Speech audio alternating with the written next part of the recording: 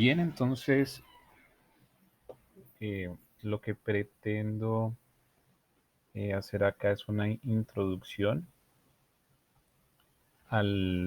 digamos, al referente teórico con el cual estamos haciendo el trabajo de análisis de los datos, ¿sí?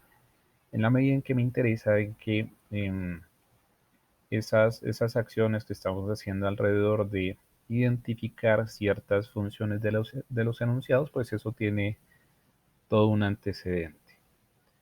Y voy a hacer una serie de videos en donde trataré de mm, hacer una revisión de este referente teórico. Entonces vamos a iniciar con lo más sencillo, y es que esto que estamos haciendo en últimas es para, o está más bien basado en algo que la psicóloga Janet Babelas, la cual es un autor referente de nuestra investigación, hace un trabajo interesante sobre el concepto y sobre todo la acción humana de comprendernos mutuamente. ¿Y por qué nos interesa Janet Babelas dentro de todas las propuestas? Es que ella, digamos, su propuesta es mucho más interactiva y se centra en la interacción en la conversación entre dos personas. Y digamos que su énfasis tiene que ver con lo que sucede en esa interacción. Bien, entonces sí, primero vamos a entender que esto de la comprensión mutua, eh, Babedas lo pone como que es algo que los interlocutores hacen en conjunto, ¿sí? Es decir, esto no es una acción que sea individual, no es un esfuerzo individual, sino que es una acción que se hace conjuntamente entre los interlocutores en una conversación. Ella hace, digamos, una analogía, y es que eh, presenta, digamos, un ejemplo, por ejemplo, que si tuviéramos dos computadores que están conectados y que cada computador tiene el mismo contenido, los mismos programas, sí, el mismo sistema operativo, a pesar de que estén conectados y que tengan el mismo contenido, eso no daría cuenta de una comprensión mutua o de un conocimiento compartido. ¿Mm? Sí, porque es estático y que cada uno en últimas tiene sus propios programas y tiene su forma de interconectarse, ¿sí? Sino que lo que pasa en los seres humanos, el autor nos propone es que eh, cuando estamos hablando de hablantes y oradores en una conversación, lo que en últimas va a suceder es que aquí hay unas acciones que son autónomas y que a la vez son automáticas, ¿sí? Es decir, cuando estamos conversando hay unas acciones que son automáticas, que nosotros no somos realmente conscientes de lo que hacemos a veces en una interacción. Y que este hacer conjunto en la conversación está basado en una colaboración momento a momento, es decir, casi que intervención a intervención, o más bien enunciado a enunciado, en donde nos estamos automáticamente y sin ser conscientes de ellos, asegurándonos de que lo que hemos dicho ha sido comprendido. ¿Mm?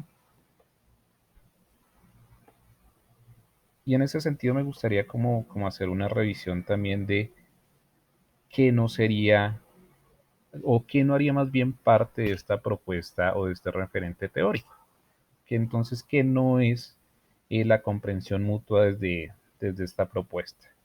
Primero, pues no es una sensación subjetiva, ¿sí? No es el cómo me siento en la conversación, no nos interesa eso. Tampoco es un intento por empatizar, ¿sí? Ahí está un poco mal en la presentación, pero no es un intento con empatizar con el otro, ¿sí? Porque recordemos que son acciones automáticas y autónomas, ¿sí? Tampoco estamos haciendo aquí referencia a un esfuerzo por, por ser claros, por hacernos entender. No es un esfuerzo individual por hacer eso. Y tampoco se trata de un tema de asertividad. ¿Mm? Por otro lado, sí, digamos, el autor lo que también nos propone es que cuando nosotros conversamos, hacemos uso de acciones y de palabras, ¿sí? Acciones y palabras que tienen como propósito transmitir pues toda una serie de experiencias que tenemos tanto en el presente como en nuestras vidas, toda una serie de pensamientos y opiniones respecto a lo que está en el contenido mismo de la conversación o de la interacción que se está teniendo en el momento. Y aquí hay algo interesante que nos propone el autor, es que en últimas el significado existe solamente es en la interacción. ¿Mm? En ese sentido, por eso es que nosotros nos estamos centrando en la interacción y no en lo que piensa o la subjetividad o las creencias individuales de cada uno en una conversación. Si no nos interesa es efectivamente la interacción. Y digamos aquí como evidentemente el eje central de esta investigación tiene que ver con los enunciados y los datos que tenemos en últimas son enunciados, quiero solamente que recordemos que si revisamos la definición de enunciados, los enunciados en últimas son un conjunto de palabras o de oraciones que tienen un sentido. ¿Mm?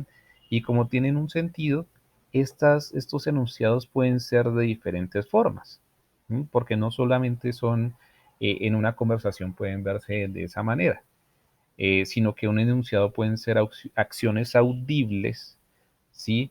Que están a veces, están generalmente más bien integradas a actos coexpresivos, ¿sí? Sí, el tono de la voz, eh, algunas expresiones faciales, el movimiento de las manos, la postura, etcétera, etcétera, etcétera. ¿Sí? Hay toda una serie de acciones que están ligadas o que están conectadas o que están orquestadas junto con las acciones audibles que son nada más que las verbalizaciones en el enunciado. Pero también vamos a entender que un enunciado también pueden ser solamente acciones visibles. ¿Mm? Es decir, en una conversación, una forma de responder al otro puede ser solamente una sonrisa, puede ser un guiño en el ojo, puede ser fruncir el ceño, puede ser cambiar de posición. Y que en últimas los enunciados van a terminar o podemos dar ese punto final al enunciado es cuando hay una pausa. En el momento que hay una pausa, nosotros sabemos que en una interacción un punto central son los turnos en la conversación. Y estos turnos en la conversación, por lo general, sí están dados y controlados por las pausas al finalizar un enunciado. Ahora bien, la propuesta de Janet Babelas tiene que ver con, bueno, y nosotros cómo podemos hacer un análisis de que las personas, de estos mecanismos automáticos y autónomos de las personas para tratar de comprenderse mutuamente en una conversación.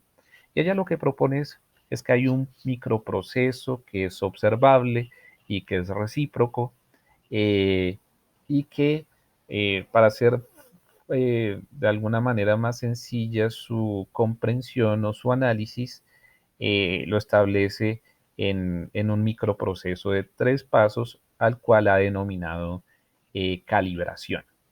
Y la calibración es solamente un proceso automático en donde las personas tratan de comprenderse mutuamente, que sucede, digamos, como en 3 momentos según Babelas.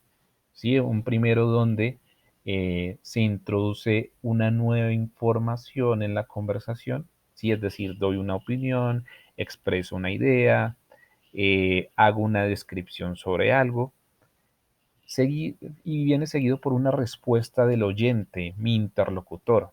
¿Sí? Hace una respuesta ante eso que anteriormente fue dicho. ¿Mm? Que como ya vimos puede ser una respuesta verbal, ¿sí? Orquestada por acciones coexpresivas no verbales o por simplemente una acción visible no verbal. ¿Mm? Y sigue hace, valga la redundancia, un seguimiento del orador, ¿sí? Es decir, cuando nuestro interlocutor da una respuesta a lo que nosotros hemos dicho, usualmente uno hace como una acción que eh, trata de seguir la respuesta o la reacción del oyente ante nuestra descripción, nuestra opinión, nuestra primera intervención. ¿Mm? Y quiero cerrar esta parte con un ejemplo sencillo de lo que sería un proceso de calibración en 3 pasos según el autor. ¿Sí? Entonces, ¿cómo sería una introducción de nueva información? ¿Sí? Está este enunciado, por ejemplo, le va a preguntar algo. ¿Está de acuerdo con lo que ella hizo? ¿Mm? El oyente aquí hace una reacción, da una respuesta hasta este primer enunciado que dice, es verdad. ¿Mm? Es decir, está afirmando lo que está preguntando el orador en este primer enunciado. Y este primer interlocutor en el tercer paso hace un nuevo enunciado que tiene ahí una doble función y es primero darle respuesta a la respuesta del oyente y segundo, si es una acción en donde le permite dar un mensaje directo al oyente que el mensaje de decir es verdad ha sido comprendido. ¿Mm? Entonces, digamos, lo que dice el autor es que en estos 3 pasos ambos pueden de manera automática establecer un mecanismo autónomo en donde se están comprendiendo mutuamente.